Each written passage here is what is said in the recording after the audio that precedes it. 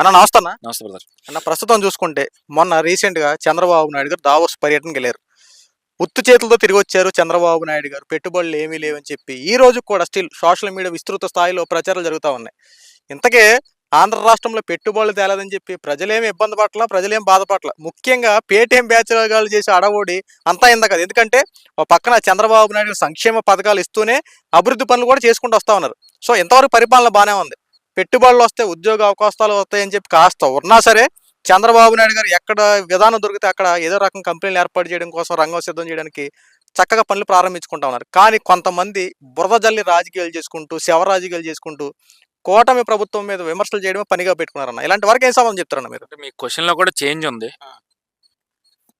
కంపెనీలు రాలేదని ప్రజలు ఎక్కడ బాధపడ్డారు. అక్కడ కంపెనీలు రాకని కాదు, వాళ్ళు వెళ్ళింది ఏంటి, అక్కడ కంపెనీలతో మాట్లాడడం, వాళ్ళని రాష్ట్రానికి రప్పించుకోవడం, ఇక్కడ ఎంఓయూలు కుదుర్చుకోవడం అనే అంశం మీద దావోస్ పర్యటన అనేది జరుగుతుంది. ఎప్పుడైనా అంతే. సో ప్రజలకి తెలుసా క్లారిటీ. సో మీరు కూడా ఏంటంటే వైసీపీ చేస్తున్న ప్రచారంలో భాగంగా మీరు అడిగిన క్వశ్చన్ కూడా ప్రజలు బాధపడలేదు కంపెనీలు రాకపోయినా అనే వర్డ్ వాడారు. కంపెనీలు రాకుండా ఏం లేవండి. 8 నెలల కాలంలో దాదాపుగా 6 లక్షల కోట్ల రూపాయల సంబంధించిన పెట్టుబడులను రాష్ట్రంలోకి తీసుకొచ్చారు. తద్వారా కొన్ని లక్షల మందికి ఉద్యోగ కల్పన జరుగుతూ ఉంది. సో ఇంకా ఇక్కడ బాధపడే పనే ఉంది అంటే, చదువుకున్నోడికైనా చెప్పొచ్చు, చదువు లేనోడికైనా చెప్పొచ్చు. అటు ఇటు కాకుండా 10th పేపర్లు కొట్టేసి దొరికిపోయిన వ్యక్తికి అభిమానులుగా ఉన్న వాళ్ళకి మనం ఏం చెప్పలేం.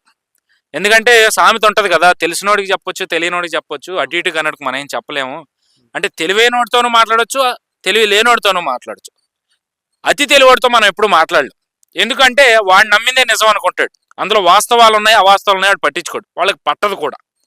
సో ఈరోజు వీళ్ళు గత 5 ఏళ్ల అధికారంలో ఉండి ఎప్పుడో ఒకసారి వెళ్ళొచ్చానండి దావోస్. వెళ్ళొచ్చి మేము ఆ కంపెనీతో ఎంఓయూ కుదుర్చుకున్నాం, ఈ కంపెనీతో ఎంఓయూ కుదుర్చుకున్నాం అన్నారు. ఇంతకీ ఏ కంపెనీలు అంటే అవి? అంటే ఈ కంపెనీలతో ఎంఓయూ కుదుర్చుకోవడానికి వీళ్ళు లక్షల కోట్లు ఖర్చు పెట్టి లేదా వేల కోట్లు ఖర్చు పెట్టి యూకేకి వెళ్ళో లేదా దావోస్కి వెళ్ళో అక్కడ కూర్చుని మంచి హైఫై లైఫ్ని ఎంజాయ్ చేస్తా, ఒక వారం రోజులు ప్రజల డబ్బుని దుర్వినియోగం చేసుకుంటా ఎంజాయ్ చేసి రావడానికి అక్కడ దాకా వెళ్ళవసరం. ఎందుకంటే మన రాష్ట్రంలో ఉన్న రిలయన్స్ కావచ్చు, లేదంటే లూలుకి సంబంధించిన ఇది కావచ్చు, లేదా ఆదానికి సంబంధించిన వాడికి అక్కడ దాకా వెళ్ళడం ఎందుకు? నువ్వు రాజ్యసభ సీట్ ఇచ్చావు, నువ్వు పిలిపించుకుని నువ్వే ఇంట్లో కూర్చుని ఎంఓయూ చేసుకోవచ్చు కదా. దానికి 100,000 కోట్ల రూపాయలు ప్రజల ధనాన్ని ఎందుకు దుర్వినియోగం చేయడం?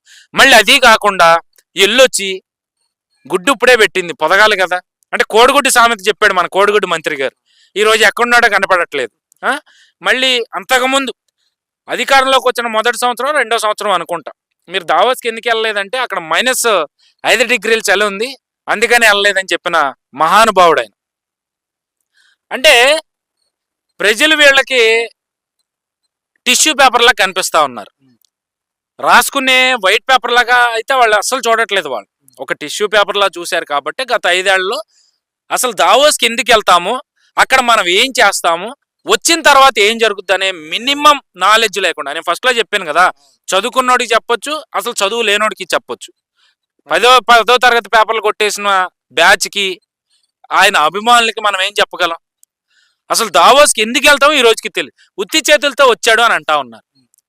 మనం ఒక వీడియో చూసామండి గతంలో, జగన్మోహన్ రెడ్డి గారు అదే దావోస్ పర్యటనలో వెళ్ళినప్పుడు అక్కడ జరిగిన డిస్కషన్స్లో ఒక విలేకరు అడిగిన క్వశ్చన్కి ఇట్స్ ఎ లెందీ క్వశ్చన్ అని సింపుల్గా ఆన్సర్ చెప్పాడు. అదే క్వశ్చన్స్ ఇప్పుడు లోకేష్ని మిగిలిన వెళ్ళిన మంత్రులను అడుగుతుంటే చకచక టకటక దానికి సమాధానాలు చెప్తా ఉన్నారు, పెట్టుబడిదారులను ఆకర్షిస్తూ ఉన్నారు. దానికి సంబంధించి ఇప్పుడు వచ్చిన తర్వాత మొన్నే చెప్తా ఉన్నారు, మైక్రోసాఫ్ట్కి సంబంధించి కావచ్చు, లేదా విప్రోకి సంబంధించి కావచ్చు, త్వరలోనే ఎంఓఏలు కుదరబోతా ఉన్నాయి, రాష్ట్రానికి వాళ్ళు రాబోతా ఉన్నారని చెప్పి ఒక గుడ్ న్యూస్ చెప్పారు. ఇవన్నీ అక్కడ దావోస్లో జరగబట్టే కదా, అక్కడ మాట్లాడబట్టే కదా. నీకు వేరే దేశానికి వెళ్ళి అక్కడ నువ్వు పెట్టుబడులను ఆకర్షించడానికి వెళ్ళినప్పుడు నువ్వు అక్కడే ఎంఓయూ కుదుర్చుకుంటే ఇంకా ఆంధ్ర రాష్ట్రానికి నువ్వు విలువేమిచ్చినట్టు. ఇప్పుడు నీ ఇంట్లో ఒక శుభకార్యం జరుగుతుందంటే నువ్వు ఆ శుభకార్యానికి సంబంధించిన ముహూర్తం ఇంట్లో కూర్చొని పెట్టుకుంటావా, లేదంటే నీకు సంబంధం లేని ఏరియాకి వెళ్ళి అక్కడ కూర్చుని ముహూర్తం పెట్టించుకుంటావా? నాకు అర్థం కాదు. ఇంట్లోనే కూర్చుని కదా. సో అదే విధంగా దావోస్ పర్యటనలో మన రాష్ట్రానికి పెట్టుబడులు రావాలి అంటే మనం ఆ కంపెనీలకి మనం ఏ విధంగా రాయితీలు ఇవ్వబోతా ఉన్నామో ఆ కంపెనీలు మన రాష్ట్రానికి ఎందుకు రావాలి, వేరే రాష్ట్రం కన్నా మనం వాళ్ళకి కల్పిస్తున్న సౌకర్యాలు ఏంటి అనేది వాళ్ళకి క్లియర్గా అర్థమయ్యే విధంగా చెప్పడానికి వెళ్తాం. వాళ్ళకి మనమంతా చెప్పిన తర్వాత వాళ్ళకి నచ్చి వాళ్ళు మెచ్చి మన రాష్ట్రానికి వస్తే ఎంఓయూ కుదుర్చుకుంటాం. మనం చెప్పింది వాళ్ళకి నచ్చకపోతే రాష్ట్రంలోకి రారు. ఇప్పుడు అక్కడికి వెళ్ళి ఎంఓయూ కుదుర్చుకుంటే నువ్వు కుదుర్చుకున్నావన్న గ్యారంటీ ఏంటి? ఒకవేళ వీడియో తీయడానికో లేదా ఇంకోటో తీసావనుకో, నువ్వు ఎక్కడో కుదుర్చుకున్నావు వాళ్ళు వస్తారనడానికి గ్యారంటీ ఉంది? ఎంఓయూలు ఎవరైనా కుదుర్చుకోవచ్చు, ఎక్కడైనా కుదుర్చుకోవచ్చు. ఇప్పుడు నువ్వు ముహూర్తం ఎక్కడికో వెళ్ళి పెట్టించుకొస్తావు, లేదా ఇంట్లో కూర్చునే పెట్టించుకుంటావు, జరుగుతాయన్న గ్యారంటీ ఏంటి? ఆ టైంకి ఏమైనా ఆటంకాలు జరగచ్చు, లేదంటే వీళ్ళ నిర్ణయాలు మార్చుకోవచ్చు, ఏదైనా జరగచ్చు కదా. సో కూటమి ప్రభుత్వం దావోస్కి వెళ్ళడం, అక్కడ చర్చలు జరపడం, ఆ కంపెనీలు ఇక్కడికి వచ్చిన తర్వాత ఎంఓయూలు కుదుర్చుకోవడంతో ఆపదండి. ఇప్పుడు మన 14-19 కాలంలో జరిగిన ఎంఓయూలు చూడండి, కుదుర్చుకోవడంతో ఆపలేదు కదా. పెట్టుబడులు జరిగినాయి, ఇక్కడ ఉద్యోగ కల్పన జరిగింది, అభివృద్ధిలో అటు అమరావతిని ముందుకు నడిపే విధానం తీసుకొచ్చారు, వైజాగ్లో అభివృద్ధి జరిగే విధానం తీసుకొచ్చారు. అదేవిధంగా రాయలసీమలో కియా లాంటి కంపెనీని, తిరుపతిలో శ్రీ సిటీలో సెల్కానో, లేదంటే అదేవిధంగా ఇంకొక ఇండియన్ కంపెనీ ఉంది, మొబైల్ కంపెనీ, సెల్కాన్ కాకుండా కార్బన్. సో ఈ కంపెనీల పెట్టుబడులు అక్కడ జరిగినాయి, అవన్నీ కళ్ళకు కనపడి ఎంఓయూతో ఆపలేదు కదా. అభివృద్ధి జరిగి చూపించారు, ఉద్యోగ కల్పన కల్పించారు, దాని ద్వారా రాష్ట్రానికి ఒక సంపదను సృష్టించారు.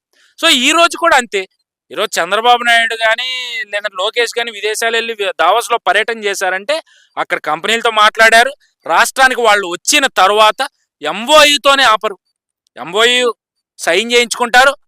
దాన్ని ఎంత వీలైతే అంత తొందరగా పెట్టుబడిని రాష్ట్రంలో అక్కడ జరిగే విధంగా వాళ్ళు ప్రయత్నాలు చేస్తారు, తద్వారా ఉద్యోగ కల్పన చేస్తారు. మరీ ముఖ్యంగా యువగళం పాదయాత్ర సమయంలో అనుకుంటా నారా లోకేష్ గారు మాట ఇచ్చారు, వచ్చే 5 ఏళ్లలో తెలుగుదేశం ప్రభుత్వం లేదా కూటమి ప్రభుత్వం అధికారంలోకి వచ్చిన తరువాత 20 లక్షల ఉద్యోగ కల్పనే మా ధ్యేయంగా మేము పనిచేస్తామని చెప్పి ఆయన ఒక హామీ ఇచ్చారు. ఆ హామీ అనుగుణంగానే కదా ఈరోజు పనిచేస్తా ఉంది. ఈరోజు దాదాపుగా మనం చూసుకుంటే సరే రాష్ట్రం అంతా కూడా జరుగుతుంది, ఆయన సొంత నియోజకవర్గంలో కూడా మనం ఎప్పటికప్పుడు కూడా జాబ్ మేళాలంటూ కూడా జరుగుతూ ఉన్నాయి, అక్కడ ఉద్యోగాలు కల్పించి ఈవెన్ వైఎస్ఆర్సీపీ జగన్మోహన్ రెడ్డి సైనికులు అన్న వాలంటీర్లు కూడా ఆ జాబ్ మేళాలో పాల్గొని ఉద్యోగాలు తెచ్చుకున్న పరిస్థితి మనం చూసాం. ఈరోజు రాష్ట్రంలో కంపెనీలు జరుగుతూ ఉన్నాయి, టాటా టీసీఎస్ రాబోతా ఉంది, అలాగే గన్నవరంలో ఉన్న హెచ్సిఎల్ లాంటి కంపెనీలు తమ సంస్థల్ని ఇంకా పెంచే విధంగా అభివృద్ధి జరుగుతూ ఉంది. అలాగే ఏదైతే రాష్ట్రం నుంచి తరిమేసిన కియా అనుబంధ సంస్థలు మళ్ళీ తిరిగి తీసుకొచ్చే ప్రయత్నాలు జరుగుతూ ఉన్నాయి. అలాగే టీసీఎస్ని వైజాగ్లో నిర్మించే ప్రయత్నం జరుగుతుంది. అలాగే కాగ్నిజెంట్ ఈరోజు తమ సంస్థ విస్తరణకి వైజాగ్లో త్వరలోనే శంకుస్థాపన చేయబోతా ఉంది. ఇన్ని అద్భుతమైన కంపెనీలు రాష్ట్రానికి వస్తూ ఉన్నాయి, వీటి ద్వారా ఉద్యోగాల కల్పన జరుగుతూ ఉంటే వీళ్ళు దావోస్ వెళ్ళి ఏమీ తీసుకురాలేదంటే ఎలా చెప్పాలి నాకు అర్థం కాదు. గుడివాడ అమర్నాథ్ కూడా ప్రెస్ మీట్ లో అప్పుడులో మాట్లాడారు కదన్నా, అసెంబ్లీ సాక్షిగా చెప్పాడు మేము చాలా కంపెనీలు తెచ్చాం, అవేంటంటే అప్పుడాల కంపెనీలు వైజాగ్ లో సమ్మిట్ పెట్టారండి, ఏది కంపెనీ సంబంధించి ఇన్వెస్టర్ సమ్మిట్ అని పెట్టారు, గ్లోబల్ సమ్మిట్ అని పెట్టి ఫుడ్ కోసం కొట్టుకున్న వీడియోలు మనం చూసాం. అంతా అయిపోయాక అది తెలుగుదేశం చేస్తున్న ప్రచారమే, అక్కడ ఏం జరగలేదు, మేము 13 లక్షల కోట్ల రూపాయలు పెట్టుబడులు తీసుకొచ్చామని చెప్పి స్వయంగా జగన్మోహన్ రెడ్డి ప్రెస్ మీట్ పెట్టి చెప్పాడు. ఏది ఈ రాద్ధాంతంతో జరుగుతుంది, ప్రభుత్వం మీద అప్పటి ప్రభుత్వం మీద బ్యాడ్ నేమ్ వస్తుందని ఆయనే ప్రెస్ మీట్ పెట్టి దాన్ని డైవర్ట్ చేయడానికి మేము 13 లక్షల కోట్ల రూపాయలు పెట్టుబడుల మీద ఎంఓయూ కుదుర్చుకున్నాం, వీలైనంత త్వరలో అంటే 6 నెలల్లోనే ఇక్కడ కంపెనీలు తమ ఆపరేషన్ స్టార్ట్ చేయబోతున్నాయని చెప్పి మామూలుగా డప్పు కొట్టలేదండి. తీరా కట్ చేస్తే ఏమైంది, అప్పడాల కంపెనీలు, లేదా అల్లం వెల్లుల్లి పేస్ట్ కంపెనీలు, లేదా న్యూడిల్స్ బళ్ళు, హెయిర్ కటింగ్ సెలూన్ షాపులు, ఇవి వీళ్ళు కటింగ్ చేసుకున్న పరిస్థితి. రాష్ట్రానికి 13 లక్షల కోట్లు అంటే ఇవేనా? మరి అంటే వాస్తవానికి పనిచేసే వ్యక్తులకి అవాస్తవంలో పనిచేసే వ్యక్తులకి తేడా ఇది.